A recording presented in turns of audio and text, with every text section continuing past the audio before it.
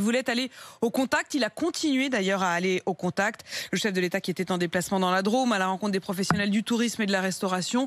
Retour sur les circonstances précises de cette gifle assénée à Emmanuel Macron. C'est le reportage de la rédaction et il est signé ce matin Marie Régnier.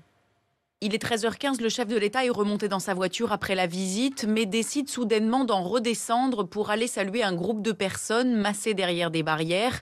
Le président s'approche en trottinant, un homme le saisit par le bras et le gifle. Yanis, qui travaille au lycée, avait bien repéré ce petit groupe dès le matin. Autour du lycée, il y avait quelques personnes qui ne devaient pas être du sympathisant du président, qui étaient ici et donc qui sifflaient, qui le huaient. Nous, de l'intérieur du lycée, on entendait un petit peu crier. Bon, ça n'avait pas l'air bien méchant, mais c'est vrai qu'on savait qu'ils étaient là. L'agresseur est immédiatement interpellé par les forces de l'ordre, mais le chef de l'État, lui, reste auprès du petit groupe et continue de serrer des mains.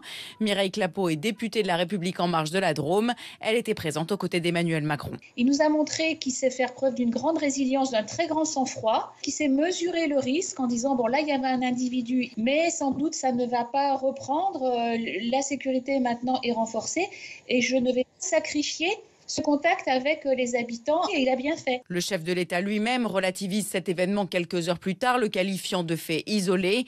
Pourtant, l'incident ne surprend pas vraiment le politologue Olivier Roucan. À force de jouer un jeu de communication, à force de se vouloir au milieu de la foule, plutôt que d'incarner, et donc de représenter plutôt d'ailleurs, les institutions, le risque dans une société dont on sait de toute façon qu'elle est de plus en plus fragmentée et clivée, le risque, c'est de se voir parfois confronté à ce type de confrontation. S'il avait déjà été pris à partie verbalement, hué ou même insulté, le chef de l'État n'avait jamais été agressé physiquement depuis son arrivée à l'Élysée.